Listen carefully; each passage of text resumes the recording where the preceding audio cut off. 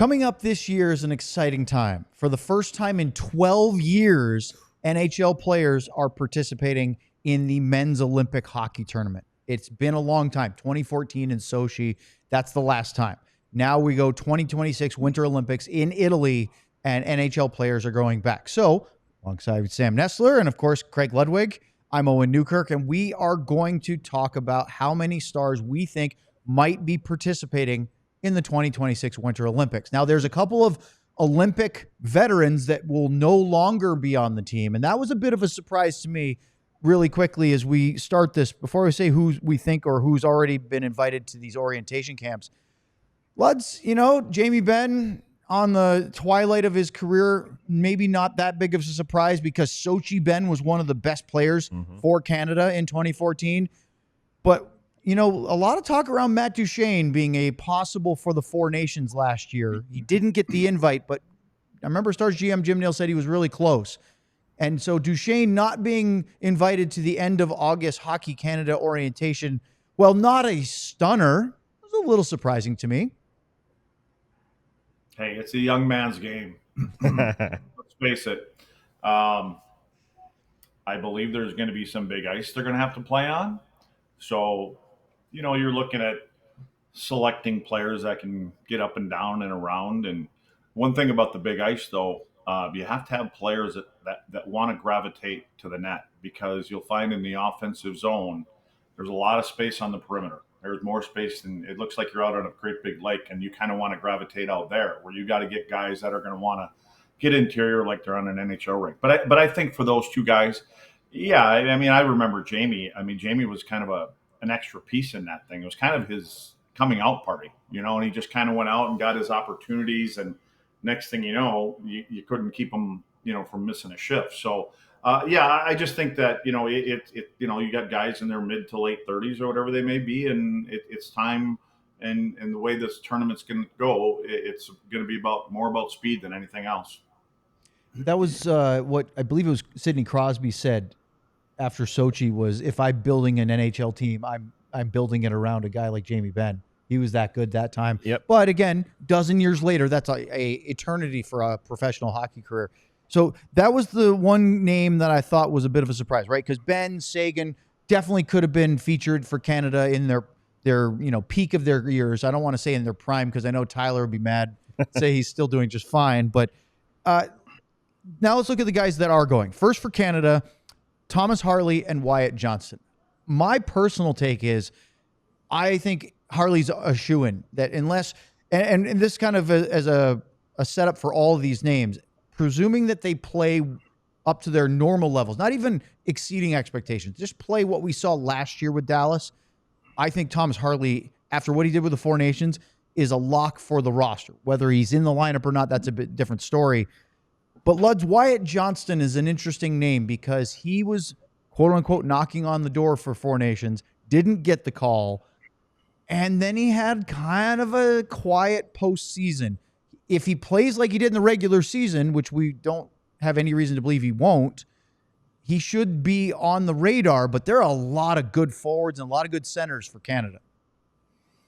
Yeah, I'll start with Wyatt, and I think if you're part of the organization, maybe a guy upstairs that has something to do with the Stars and maybe something to do with the Olympic program, you don't think that this is going to be motivation for these players from the start until they're permanently and they're in ink on these lineups. So again, you look at what Wyatt can do with his legs and his feet. Same with Thomas Harley, but I think that. I look at all of these guys that hopefully for Dallas Stars, have a few of them that are there. I think this is exactly what they all need coming off of last year. And it's more about, again, I'm thinking more about the Dallas Stars, but with the Olympics there, they know that they have to have their game in order. We know that they should have it in order in your own team, but you are trying for something a little bit different where you're on a big stage. So Wyatt, I think, could be the perfect catalyst to get him going. And for Thomas, I just look at Thomas. To me, it's a no-brainer. We talk about Jamie Benn having a coming-out party. Four Nations was Thomas for him. Again, a guy that was, 10 minutes away from getting on a plane and going on vacation or something like with that. Wyatt Johnston, right? To the beach. To the beach. it's a perfect story for Thomas. Hopefully down the road, that event catapulted him into here, and here as his career goes along. And it's a great point, Luds, that you need to have some younger players with some speed on this big ice, because the Four Nations, if you remember, was NHL rules, NHL ice. So this is a totally different aspect to that. But the other side of it with the big ice for me is hockey IQ becomes so much more important. Mm-hmm. I mean, to be able to not only utilize that extra ice offensively, but to know where to go to take away a little bit of that extra ice. Wyatt Johnston's synonymous with hockey IQ, and that's what gives him a little bit of a leg up in my mind. I mean, I would push back on the big ice only because I think hockey IQ is so important regardless of the size of the rink. Yep. I think on the smaller sheets, you have to process so fast because there's no space, whereas you have a little bit more time with the bigger ice. But again, there's nothing against how being a smart hockey player benefits you anywhere, right? That's really important. Luds, when we go to the next country, it's USA. Jason Robertson and Jake Oettinger are on the Team USA camp invites. It's August 26th and 27th. That's not a surprise. I think, and to your point, the first 3 months of the year, we were just talking about this last week with Andrew Patterson up in Winnipeg about a battle for 3 to 3.5 months between Oettinger and Hellebuck for the starting role. I think that Ottinger's a lock for the team. He's got to just show everybody with Team USA and USA Hockey that he deserves to be the starter. But I think Jason Robertson is a shoo-in for this as long as he's healthy, because we saw when he was healthy last year, he was excellent. When he got hurt, which was a first for him, he was not a injury-prone player prior to last year. That was when he struggled. So if he has a good start to the 25-26 season, I think it would be really hard for Team USA to keep him off that roster. I think this pushes players, even if they are hurt with this kind of event coming up, they're going to play like they're not hurt. And you know what I'm saying? Like, I think at the start of the season for Robo, now he went through that process, and now he's not going to miss this event. So even if he is a little bit dinged up yet, which I don't think he is, I mean, we think he was fairly healthy at the end of the season.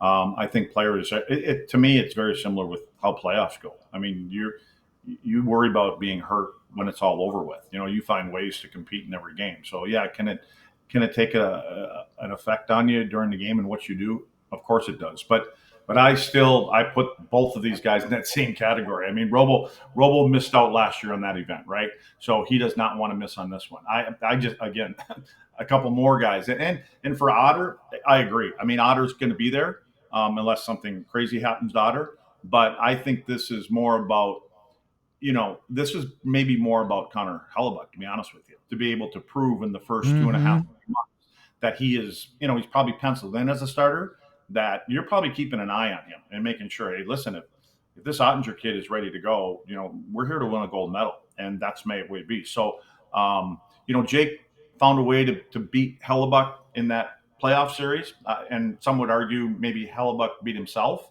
but regardless, he's still going to be the guy there. That's probably got the lead right now. And I think they're going to be paying close attention. But again, I look at the motivation for all four of those guys that you mentioned, but for Jake and again, for Robo especially, I just think that I believe he's going to have a hell of a start to this season because of that event. And I know some people are going to say, well, that should happen anyways, but it is what it is. Yeah. There's a big carrot dangled out there. Yeah. Do you agree with Luds that Hellebuck has the slight edge over Oettinger at this point? He won the Vezina. Yep. He was phenomenal in the regular season, right? He was very good in the Four Nations, but he did get outdueled by Binnington in the championship game, and he got outdueled by Jake Oettinger. And there were some games in the first round he played against St. Louis in the last year's playoffs where he looked very pedestrian. Is he still the front runner in your mind? I say if it is, it's very slight, because for me, and Luz is just saying, and it fascinates me to watch this competition going forward, because it's not all about the regular season. This is a short tournament. This is like the playoffs. If you're looking at two players and you're saying they're somewhat even, one has a little bit of an edge in the regular season and one really steps up in the playoffs, carried his team through 2 playoff series wins. The other one, his team had to win despite his play, and he's just, over the last decade, his numbers in the playoffs have been abysmal. That's a tough combination, because it's not 82 games they're going to go play in this Olympic break. So I'm excited to watch that battle going forward. And then for Jason Robertson, USA and other teams, when they have struggles in these tournaments, especially Four Nations, it's goals that dry up. So if you have a guy that can put the puck in the net on a consistent basis and has done it deep into playoffs, that's going to give him a leg up as well, which is why I think starting off with 10 goals in your first 20 games going to go a long way. And Lud said earlier about being motivated. I think Robo was, when he got left off that roster, he said publicly, hey, it's a weight off. I don't have to think about it. Yep. I think that was a driving force because he was one of the best goal scorers from about that time through the regular season until he got hurt in game 82. All right, Lud, so that's 4 players on the Stars roster in Canada and U.S. camps that we think have a really good shot, if not a lock, to make the team. Double that number because there are 4 Finns. It's surprising there's only 4 for Dallas at the moment, but Rantanen, Heiskanen, and Lindell have already been named to the preliminary first 6 for Finland. Roope Hintz is going to make the team as well. There's no doubt on that. I'm not trying to brush aside Finland, but those guys are all really important factors. But the big one is they played the Four Nations without Miro Heiskanen, and they played with a very distracted Mikko Rantanen. And I would imagine that both of those players want to have big tournaments for the Olympics. Yeah, and I think when you think about Miro, Four Nations was not on big ice, and this is where a guy like Miro should excel. He should have that puck the majority of the game when he's on the ice. You know what I mean? I think he's gonna. We talk about what Miro can do, leaving his own zone on an NHL rink and be able to break down coverage and things like that, going up, especially through the middle of the ice with his skating ability and his puck handling ability. Now, when you've got some extra room to navigate through the middle of the ice, you can imagine how it'd be interesting to be inside of Jere Lehtonen's head to see a guy like that and how he wants to utilize a guy like Miro, and to be able to create more offense because they've always been such a structured program, and again, that falls right into who Jere Lehtonen is, right? When it comes to being able to compete against teams that you may not have as many bullets in your gun, but you stay in games long enough and hang around long enough, get a save here and there, and you find ways to win hockey games. So to me, like Rantanen, we know what Rantanen's going to do. Esa, but when you look at Roope and you look at Miro and what we're going to see on display from their skating abilities, I think that's front and center for these guys. So that's 8. I think this could swell to 10. Yep. The question is, will they? And of course, Wyatt's not a lock, but we all think that he's got a great chance with Canada.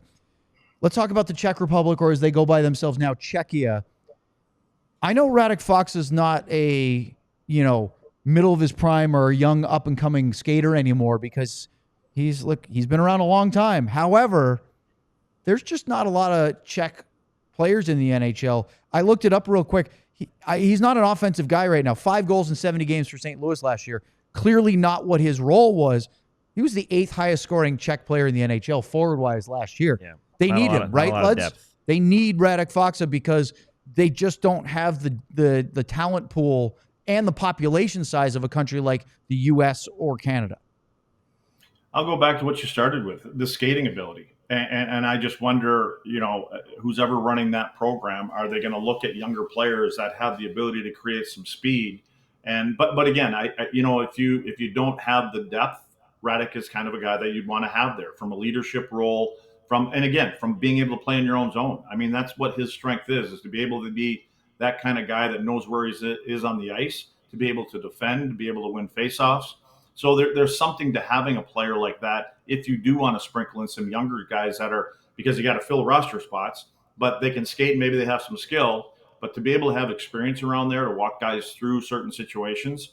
And again, I look at it and, we know that, as you said, with Faksa's skating ability has, kind of gone downhill over his career like everybody else's does. To step onto the big ice, it stands out a little bit more. Hey, Sam, what about this name? He's not on the Stars organizational depth chart anymore, but do you think there's a shot that Matej Blumel makes that team?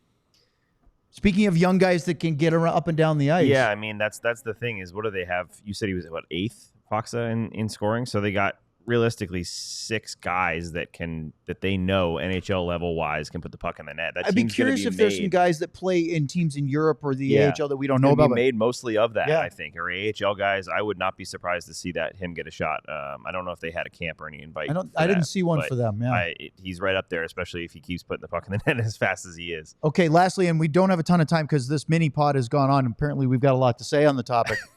Luds, Lian Bichsel, and Switzerland. It's a messy relationship that started in juniors, but can they afford to keep the hard feelings and not take Bichsel to the Olympics? I don't know how they can with the way that Lian played last year, and you can see him only getting better and what he can bring to the table. So I think it would be a no-brainer. But again, it depends on how deep the things last there. I can't see it, but for me, it would be. I think it would be excellent for Lian, especially to be able to play there and be in that event. I think the more exposure he gets to all these kind of events, the better player he's ultimately going to become for the Dallas Stars. What about you? Bichsel has to play for Switzerland in spite of all the off-the-ice issues that they've had between the Federation and him and his camp. I was just looking up to see the exact thing. He's banned until 2026, so he would be obviously allowed because to play of skipping because of camps saying and no to 2022 and 24. Yep. So Bichsel gets under people's skin, not only on the ice, but also off the ice. So I think as long as he plays nice and shows his interest, that he will be available. Okay, quickly, just a number. From 0 to 10 of these names, how many Stars end up on Olympic rosters for 2026? I'll say 5. No, because we got 4 and 4, 8. No, I'll go with. There's going to be one of them are going to have an injury maybe, so I'm going to go 8. Okay, Sam. 9. Ooh, I like that. I'm going to go with 9 as well, because as much as I want to say Wyatt makes it, I'm just not sure. Yeah. I think Wyatt and it's Robo are my 2. Guarantee 7, and then you look at Faksa kind of has to, and then Bichsel is a question. I'm going to go with 9. I hope it's 10. So what do you guys think? How many Stars will be in the Olympics in 2026? We all silly like the mayor.